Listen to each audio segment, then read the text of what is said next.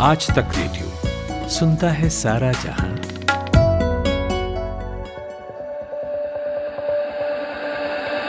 नमस्कार, आज तक रेडियो पर आप सुन रहे हैं हेलो डॉक्टर। मेरा नाम है खुशबू कुमार।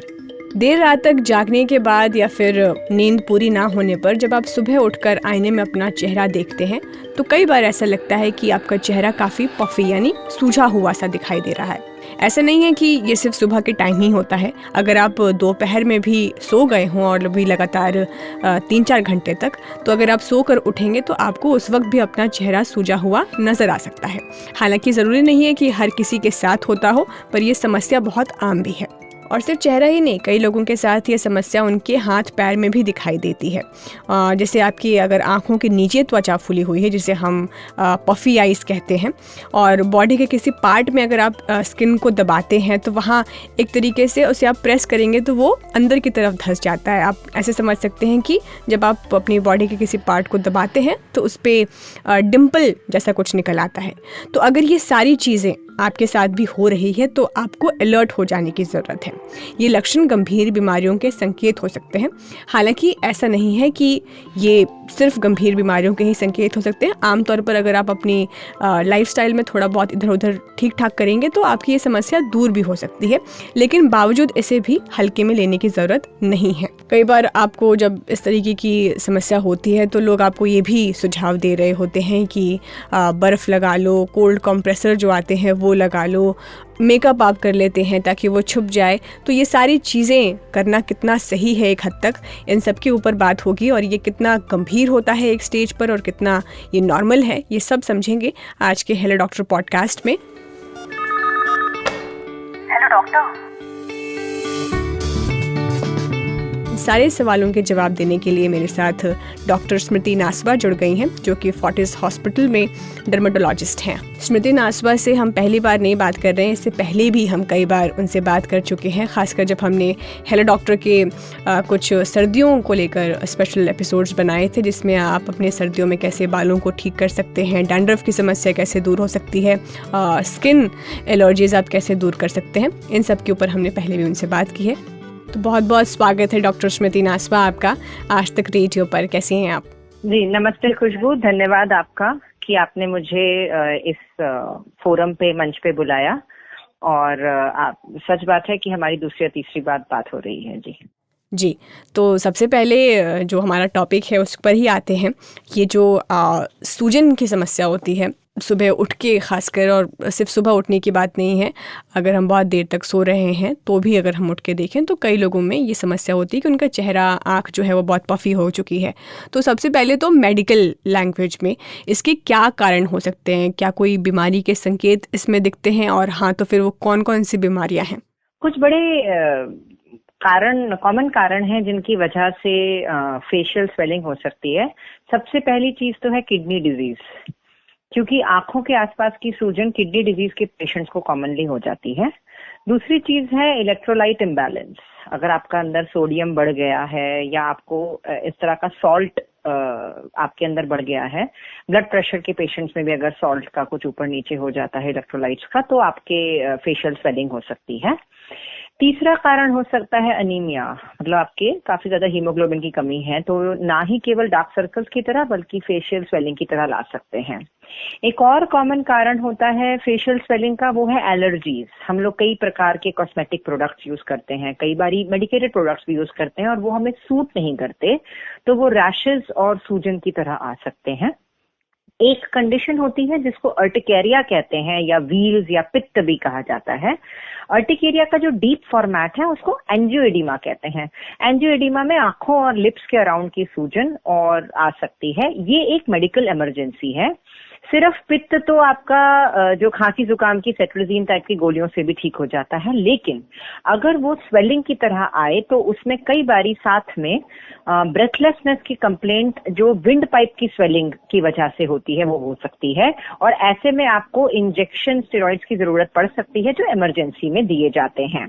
एक और एंटिटी है जिसको हम लोग रोजेशिया कहते हैं। रोजेशिया एक तरह की एलर्जी होती है जिसमें आपकी वेसल्स, ब्लड वेसल्स बहुत सेंसिटिव होती हैं, स्किन की ब्लड वेसल्स।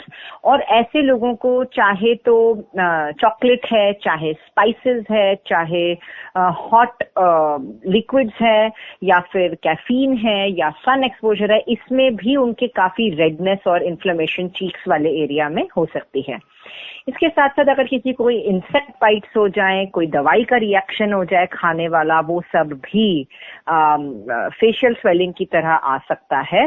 और कुछ फेशियल स्वेलिंग्स और दवाई के रिएक्शंस तो माइल्ड होते हैं, लेकिन कुछ जैसे ड्रेस सिंड्रोम कहते हैं जो काफी ज्यादा सिवियर माने जाते हैं और उसमें एडमिट करके पेशेंट को ठीक करना पड़ता है। जी, तो ये सारे आपने मतलब मेडिकल लैंग्वेज में मुझे बताया कि ये सब चीज़ें अगर आपके साथ हो रही हैं तो ये चीज़ें हैं जो गंभीर हो सकती हैं आपके साथ। लेकिन हम अपने लाइफस्टाइल में बहुत कुछ करते हैं जिसकी वजह से हमारे शरीर पर उसका असर दिखता है। तो लाइफस्टाइल संबंधी क्या चीज़ें हैं जिसकी वजह से ये सूजन की समस्या किसी को आती है? मैं इस चीज में बहुत ज्यादा विश्वास रखती हूँ और मैंने पहले भी कई बार बोला है कि skin is the mirror of internal body and mind. Skin एक आईना है जो हमारे अंदर क्या सही चल रहा है और क्या गलत चल रहा है उसको बताता है। ये वाली बात सच है कि अगर एक इंसान अपना लाइफस्टाइल का ध्यान रखता है तो उसकी स्किन ऐसे ही ग्लो करती है, उसके बाल वैसे ही सुंदर लगते हैं। और अगर एक इंसान में अच्छे से उसकी नींद नहीं पूरी हो रही है, चाहे वो किसी मानसिक चिंता की वजह से है, चाहे वो इस वजह से है कि उसके घर में कोई बीमार है और उसको रात भर जाग के उसकी गर्म पट्टियां करनी पड़ रही है, ठंड पट्टियां, तो आपकी नींद पूरी नहीं हो रही है और आपकी आंखों के नीचे डार्क सर्कल्स या सूजन आ जाती है। तो लाइफस्टाइल हमारी स्किन की और एज सच भी सारी की सारी प्रॉब्लम्स का रूट कॉज है। जब हम अपना लाइफस्टाइल ठीक करते हैं तो हमारी प्रॉब्लम्स ठीक हो जाती हैं। अब कॉमन प्रॉब्लम जो है जिसकी वजह से सूजन आ सकती है वो एक है कि अगर आप बहुत कम सोए हैं या आप बहुत ज्यादा सो रहे हैं तो आपकी आंखों के आसपास और चेहरे पर थोड़ा सा फ्लूइड बढ़ जाएगा। दूसरा, अगर आपने अपना हाइड्रेशन का ध्यान नहीं दिया है, आप पानी बहुत कम पी रहे हैं, या फिर अगर आप समझो बहुत ज्यादा ट्रैकिंग पे गए हैं या आप सन एक्सपोजर में था तो उसमें इलेक्ट्रोलाइट लॉस भी होता है। वो सिर्फ और सिर्फ पानी से रिप्लेनिश नहीं होता, उसमें नींबू पानी, नारियल पानी और इस तरह के इलेक्ट्रोलाइट्स की चीजों को भी, ताकि आपका सोडियम पोटेशियम क्लोराइड मेंटेन रहे, अगर आपने उसका ध्यान नहीं दिया तो भी आपको सूजन आ सकती है। तीसरा, कुछ लोग कई बार रात को पार्टीज में लेट हो जाते हैं और मेकअप लगा के सोते हैं और मेकअप रिमूव करना भूल जाते हैं। उसके चक्कर में आंखों के जो पोर्स हैं, जो ग्लैंड्स हैं, वो ब्लॉक हो जाते हैं, जिसे हम लोग स्टाई भी कहते हैं। वो सब भी हो सकता है जिसकी वजह से स्वेलिंग आ सकती है। फिर अगर हमने एक रात पहले या फिर हम दिन भर में भी ज्यादा सॉल्ट वाली चीजें खाते हैं, ज्यादा सॉल्ट वाली चीजें उनमें होती हैं जो पैकेज्ड और प्रोसेस्ड फूड्स होते हैं, चाहे वो हमारे कोल्ड ड्रिंक्स हैं, चाहे वो हमारे चिप्स हैं, इन सभी, या फिर जो भी जंक फूड्स हैं, इन सब का टेस्ट बढ़ाने के लिए इनमें बहुत ज्यादा नमक डाला जाता है जो हमारे नेचुरल इलेक्ट्रोलाइट बैलेंस को इम्बैलेंस करके उसमें स्वेलिंग बढ़ा देता है। उसी साथ साथ अगर हम लोग ज्यादा प्रोसेस्ड रिफाइंड फूड्स, जिसमें फाइबर नहीं होता, मैदा से भरा हुआ, चीज से भरा हुआ सामान ज्यादा खा रहे हैं, और हम लोग फ्रेश फूड्स जिनको रॉ खा सकते हैं, वेजिटेबल्स एंड फ्रूट्स जिसमें नेचुरली बहुत अच्छे इलेक्ट्रोलाइट बैलेंस होता है, एंटीऑक्सीडेंट्स होता है, फ्लूइड्स होता है, वो नहीं खाते हैं तो भी हमारा चेहरा सूजा हुआ और डल लग सकता है। जी, तो जैसे ये जो सूजन है वो किस अंग में है, कितना इसमें आपके स्किन जो है वो पफी दिखाई दे रही है, क्या मतलब इससे हम गंभीर होने का भी अंदाज़ा लगा सकते हैं या फिर ये सीजनल भी हो सकती हैं? सीजनल स्वेलिंग्स आ सकती हैं थोड़ा सा, जैसे हम लोगों को ओवरऑल ही हम लोग ब्लोटिंग सेंसेशन या फिर वो बढ़ सकता है अगर हमने सर्दियों की बात करते हैं, और ये, या फिर अगर किसी को सीजनल एलर्जीज हैं तो भी उनको स्वेलिंग्स आ सकती हैं। अब गंभीर है कि नहीं वो हम लोग ऐसे देखेंगे कि समझो अगर आपको बाई चांस इन्फेक्शन की वजह से स्वेलिंग हुई है तो वो वाला एरिया काफी लाल होगा, गर्म होगा, बहुत दर्द हो रहा होगा उसमें टच करने में, या फिर पस सिक्रीट हो रही होगी, या फीवर हो जाएगा उसके साथ।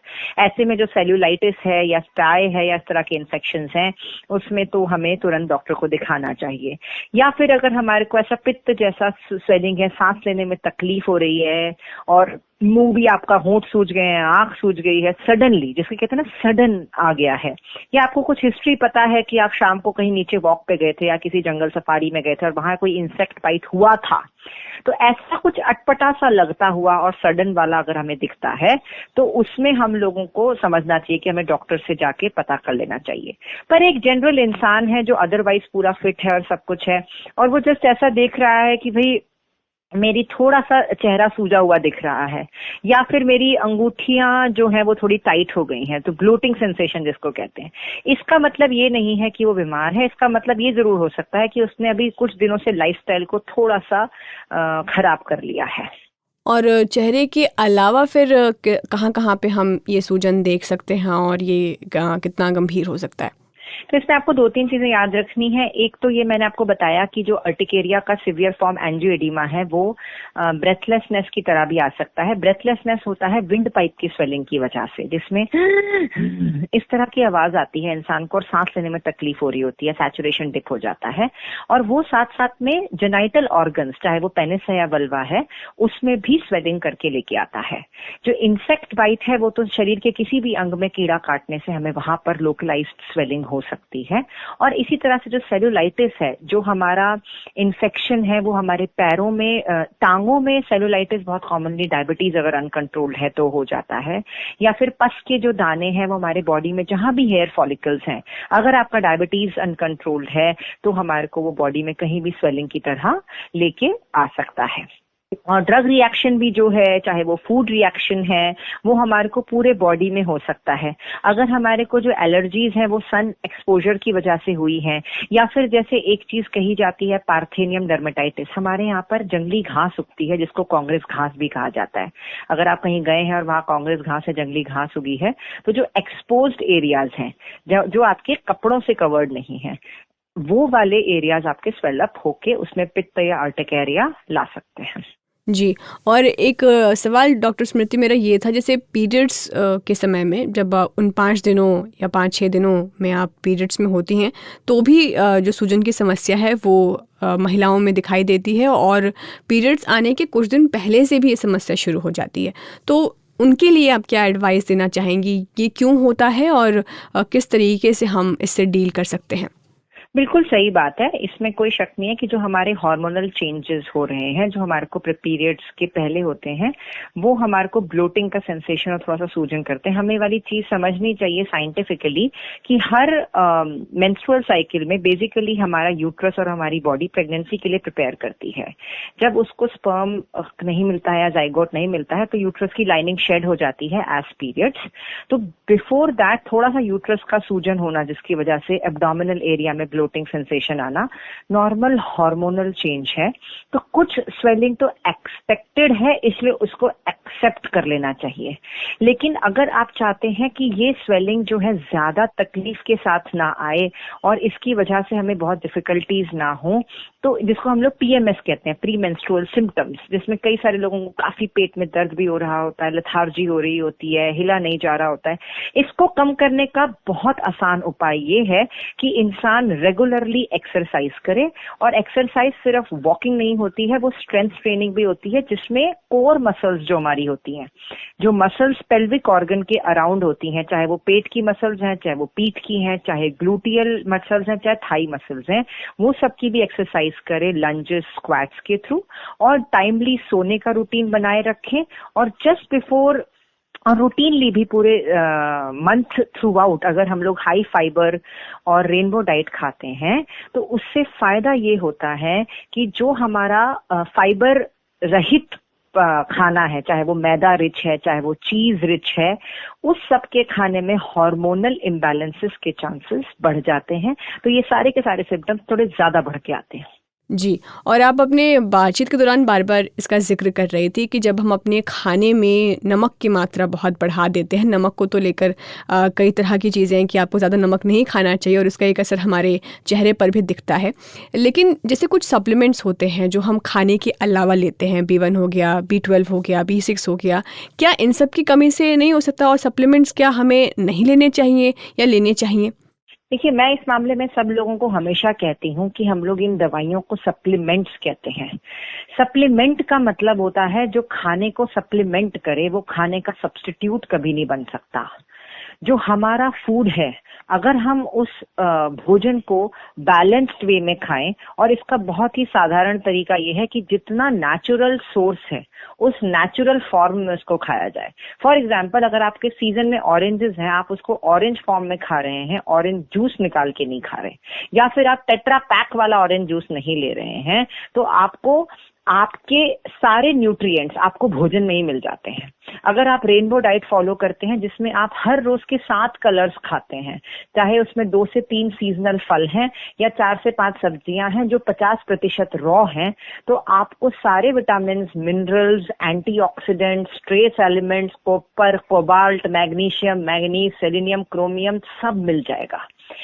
अब इसके ऊपर अगर आपको कुछ लिमिटेड टाइम के दौरान जब आपको कोई तकलीफ हो रही है, जैसे किसी के बाल झड़ रहे हैं, किसी को डार्क सर्कल्स है, किसी को कुछ तकलीफ है, तो हम ब्लड टेस्ट करा के आपके न्यूट्रिएंट डेफिशिएंसीज चेक करके आपको सप्लीमेंट्स दे सकते हैं। पर वो सप्लीमेंट आपके कुछ लिमिटेड दौरान आपको लेने चाहिए, वो खाने का सब्स्टिट्यूट नहीं बन सकता। नहीं तो ओवरऑल तो आप सोचें तो जिंदगी भर लोग प्लेट में फिर खाना छोड़ के सप्लीमेंट्स और गोलियां ही खाएंगे।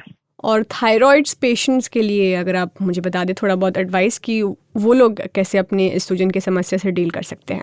थायराइड में भी सच बात है कि जो हाइपोथायरॉयडिज्म है, जिसमें थायराइड आपका कम फंक्शन कर रहा होता है, उसमें भी आपकी आंखों के आसपास सूजन और ओवरऑल चेहरा सूजा और ब्लोटिंग सेंसेशन और वेट गेन की कंप्लेंट रहती है, क्योंकि हाइपोथायरॉयडिज्म का एक इम्पॉर्टेंट फैक्टर है कि भूख कम लगती है और फिर भी वजन बढ़ता जाता है और लेथार्जी की कंप्लेंट हो जाती है।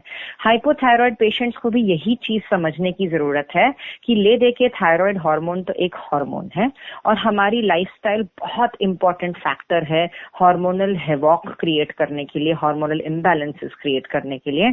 आपको ठीक करने के लिए अपना पूरा लाइफस्टाइल ठीक करना है, चाहे वो है हाई फाइबर डाइट खाना जिसमें फल आते हैं, सब्जियां आती हैं, मिलेट्स आते हैं जैसे ज्वार, बाजरा, नाचनी और व्रत के चावल होते हैं। आपको पैकेज्ड और जंक फूड से दूर रखना है।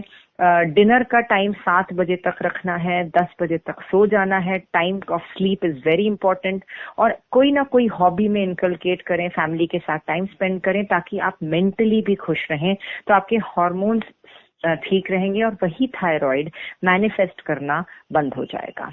इसके साथ साथ कुछ कैबेज फैमिली जो हमारी होती हैं वो थायराइड पेशेंट्स को थोड़ा सा कंट्रोल करके खानी चाहिए, क्योंकि उसमें हाइपोथायराइड बढ़ाने की शक्यता होती है। एक आखिरी सवाल डॉक्टर स्मृति, लोग जब भी ये जो हल्का फुल्का सूजन होता है, डॉक्टर से जांच कराना तो ज़रूरी है। बाद में अगर जैसे आपने सिम्टम्स बताए कि ये इस लेवल पर पहुंच जाएं कि आपको सांस लेने में दिक्कत हो जाए, तब तो आपको डॉक्टर से दिखाने की ज़रूरत है। लेकिन ये जो घर में उपाय बताए जाते हैं, जिसमें से मैं जब पढ़ रही थी तो उसमें सबसे ज़्यादा जिक्र आया कोल्ड कंप्रेसर्स का, जो ठंडे चीज़ों को हम अपने स्किन पर लगाकर उसको ठीक कर रहे होते हैं कि सूजन की समस्या ठीक हो जाए। ये कितना हेल्पफुल होता है लॉन्गर रन में? तो अगर आपकी जैसे रूटीनली, जैसे समझो आपका काफी ज्यादा हेक्टिक डे रहा है और उसके चक्कर में आपकी आंखें थकी हुई हैं और थकी आंखों के चक्कर में सूजी भी लग रही हैं, ऐसे में क्यूकम्बर लगाना या फिर ठंडा पोटैटो लगाना या कैबेज का पत्ता लगाना या कूल कंप्रेसेस लगाना आपको मदद कर सकता है। पर ये सब चीजें शॉर्ट टर्म के लिए अच्छी हैं। लॉन्ग टर्म में तो आप अंदर से अपने आप को नोरिश करेंगे तो बाहर से सब ठीक हो ही जाएगा। बहुत बहुत शुक्रिया डॉक्टर स्मृति हमसे बातचीत करने के लिए। Thank you so much. Thank you, thanks a lot. तो ये था हमारा आज का हेलो डॉक्टर पॉडकास्ट। उम्मीद करती हूँ कि जो ये चीज़ें आप अपनी डे टू डे लाइफ में ऑब्जर्व कर रहे होंगे उसका सलूशन आपको डॉक्टर स्मृति नासवा से मिला होगा। और अगर ये बहुत नॉर्मली आपके साथ हो रहा है, आपको लगता है कि ये बहुत आपके लाइफस्टाइल में कुछ चेंजेस कर लेने से ही ये समस्या ठीक हो जाएगी, तब तो बहुत अच्छी बात है। लेकिन अगर जो लक्षण डॉक्टर स्मृति नासवा ने बताया कि जिसमें आपको सांस लेने तक की भी प्रॉब्लम आ सकती है, तो आपको ज़रूर अपने डॉक्टर से दिखाना चाहिए एक बार। तो फिलहाल आज के पॉडकास्ट को यहीं ख़त्म करते हैं। आपसे फिर मुलाकात होगी अगले हफ्ते मंगलवार को ही। बाकी अगर आप कुछ और सुझाव देना चाहते हो कि हमें किस चीज़ पर हेलो डॉक्टर का पॉडकास्ट बनाना चाहिए अगला, तो आप हमें हमारे ईमेल पते पर भेज सकते हैं radio@aajtak.com पर। तो सुनते रहिए आज तक रेडियो। नमस्कार।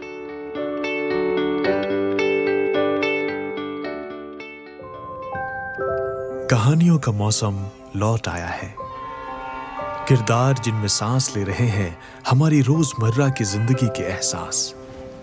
किसी आंख से टपका एक खामोश आंसू, किसी जबान पर आते आते रुक गई कोई बात, किसी की दबी हुई शरारती हंसी, किसी की मोहब्बत भरी एक नजर। हर एहसास में ढूंढिए खुद को, क्योंकि ये है story box. Story box with Jamshed Qamar Siddiqui, only on आज तक रेडियो।